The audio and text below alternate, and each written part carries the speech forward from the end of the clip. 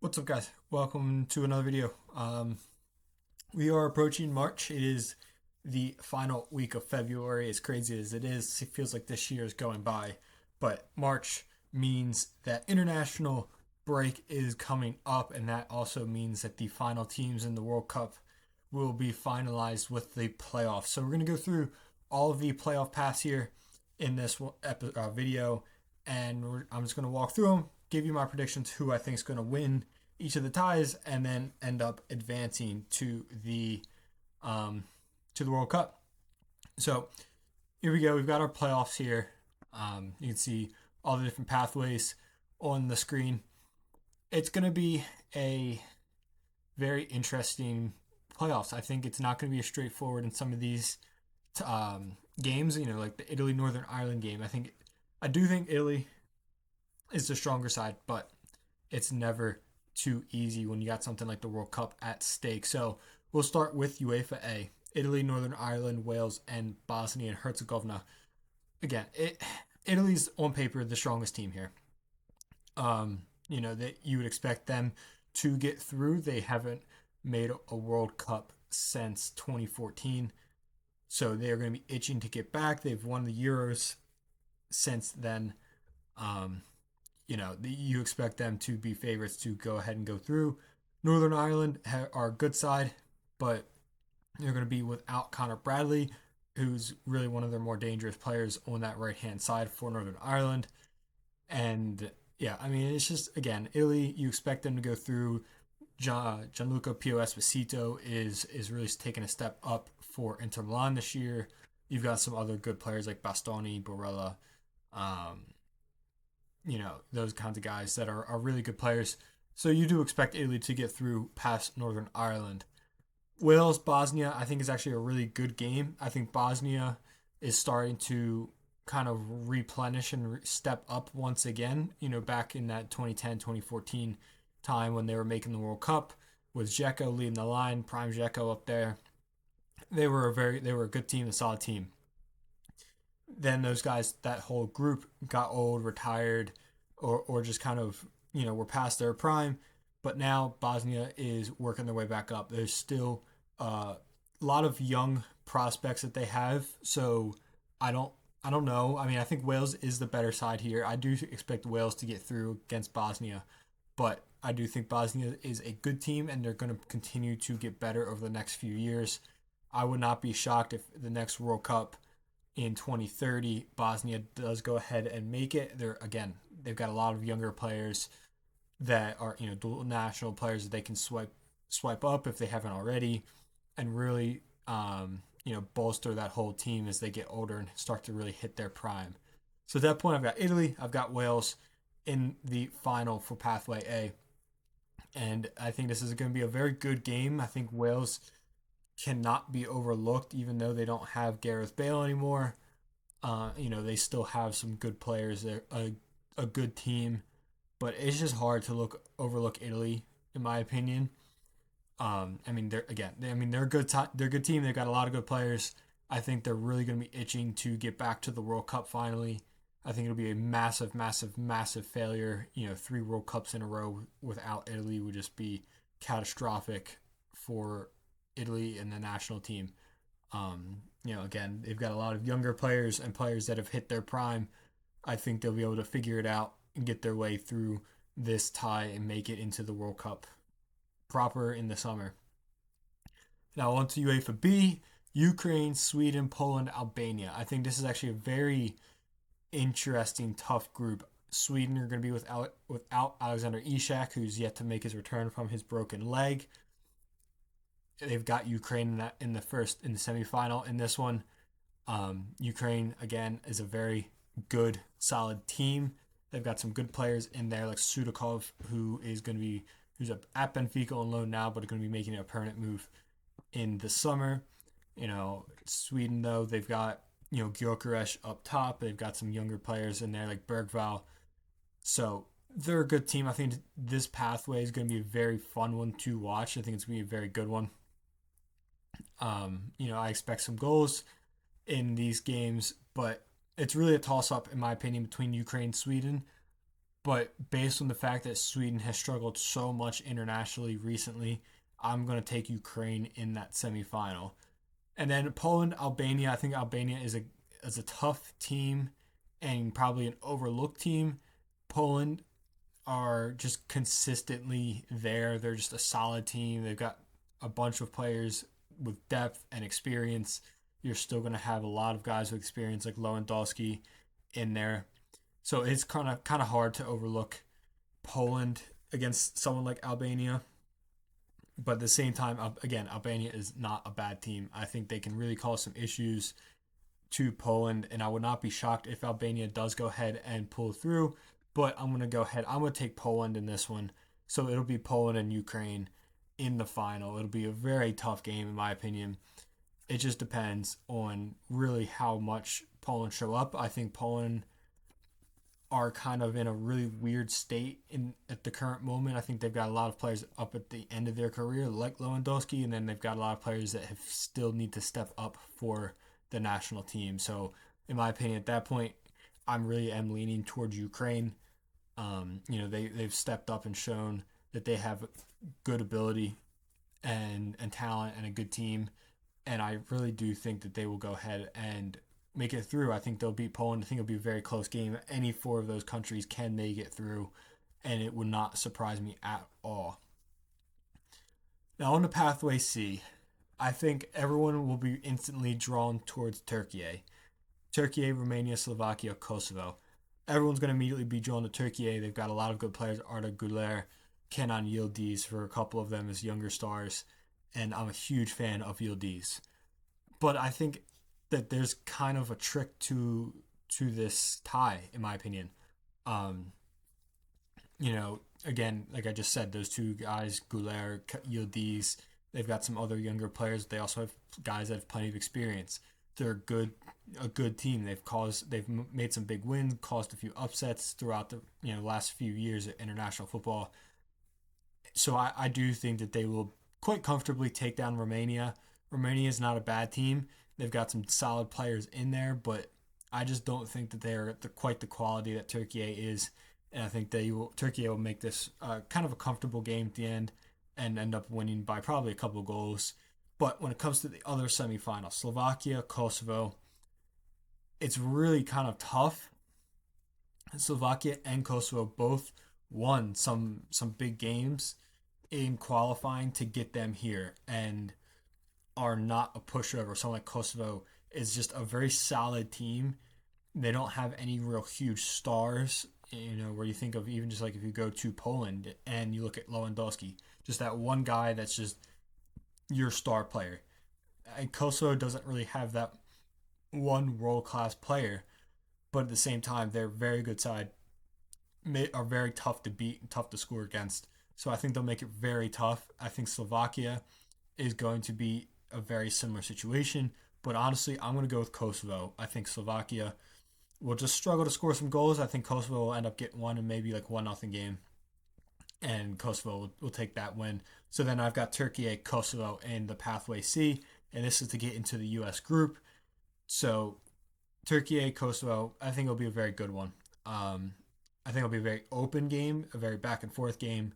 And at that point, Turkey will take it. If Kosovo have the chance and ability to slow the game down and really just make it very sputtery and not so fluid, I think they have a better shot. But as soon as that game starts to get stretched and open, I think Turkey is just going to be able to win. They've just got a lot of talent, and a lot of legs in them, and I think that they will go ahead and take this pathway and make it to the World Cup. Now the final UEFA spot, UEFA D, Denmark, North Macedonia, Czechia, and Northern Ireland. Again, a very interesting group here. Denmark, North Macedonia is the first semifinal. Denmark really should have been in the World Cup. Already, automatically, they should have. They dropped some bad points throughout the qualifying stage, and then Scotland ends up beating Denmark on the final day to go ahead and snatch that spot from them. So instantly, you kind of think, okay, well, Denmark, they might be the favorites here. And I think against North Macedonia, I think they're very clear favorites. I'm not that high on North Macedonia at all. I think if Denmark show up and really, are on their day, this could be a 3-4 nothing game. It just depends on what Denmark team shows up. If they really struggle like they did against Belarus at one point, which really cost them that automatic spot, I think that could end up causing a few issues. But I still think that Denmark will go ahead and take down North Macedonia. I don't think they'll make that same mistake again of underestimating their opponent. Now, semifinal two is probably the most excited I am for one of the semifinal games. Czechia and Ireland. Ireland getting through after a Troy Parrott hat trick against Hungary on the final day of qualifying. Czechia, a very solid team, a lot of good players, and top league players.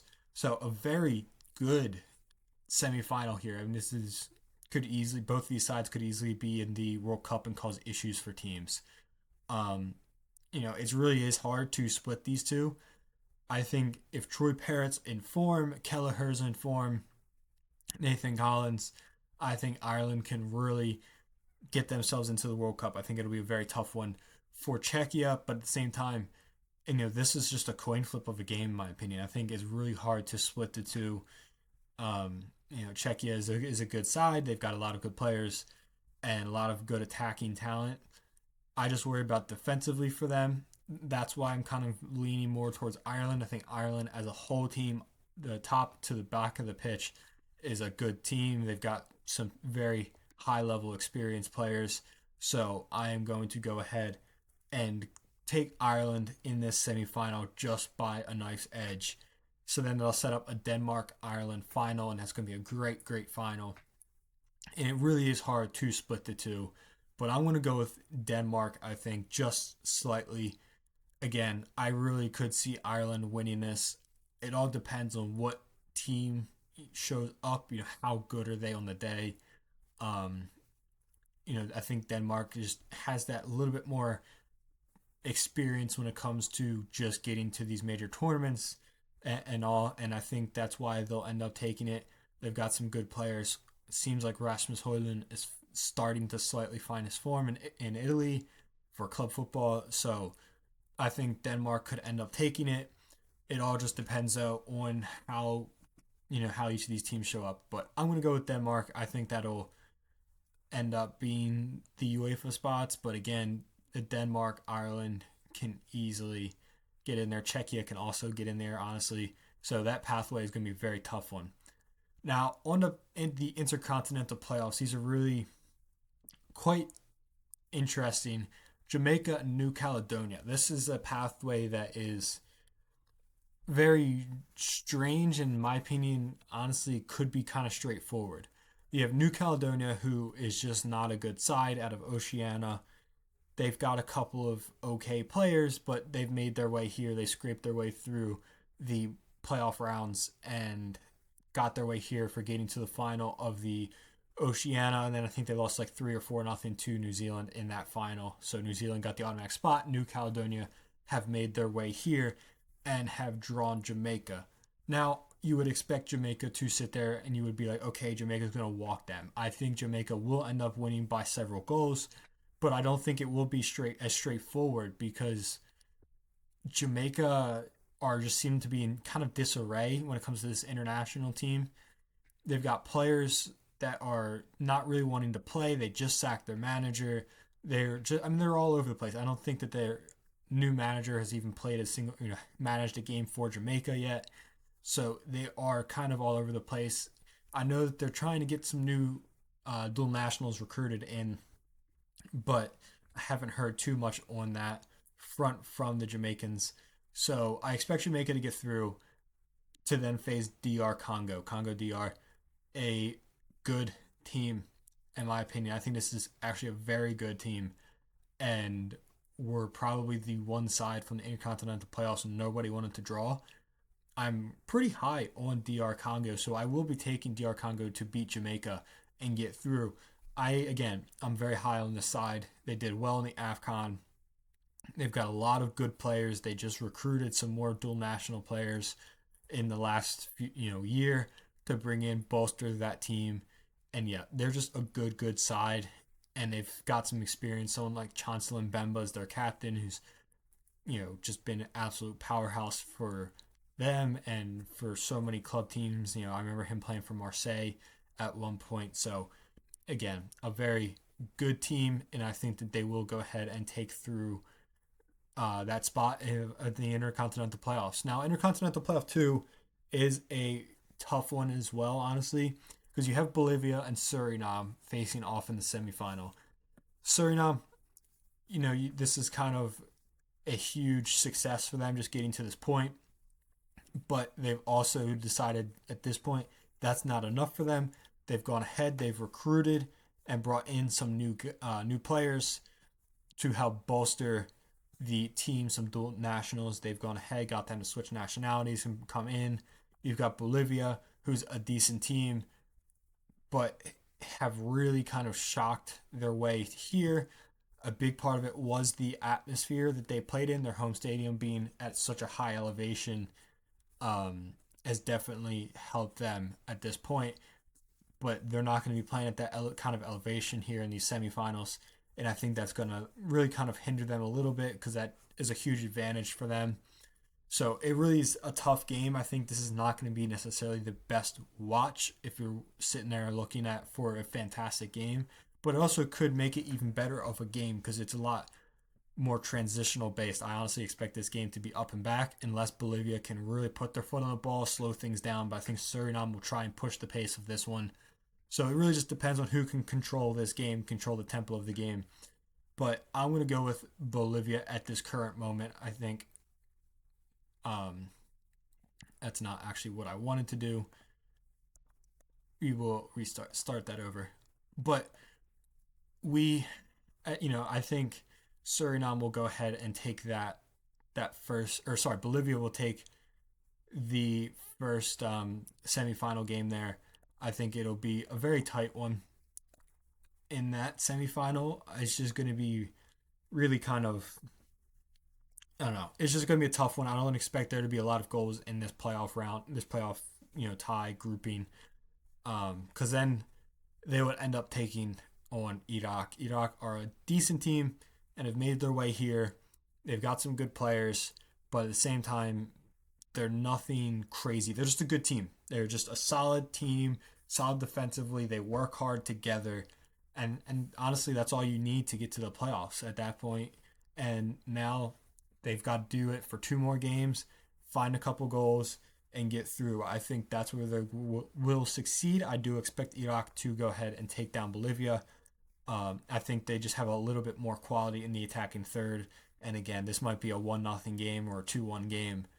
And I just expect Iraq to be able to score more, fathom more chances, control the game better, and take down Bolivia. So that's going to be who's going to be going through the playoffs. In my opinion, these 6 countries are going to be the final 6 countries in the World Cup for the summer. Italy, Albania, Turkey, Denmark, DR Congo, and Iraq to go ahead. So you can see here where those countries filled in at. So Denmark fills into Group A with Mexico, South Africa, and South Korea.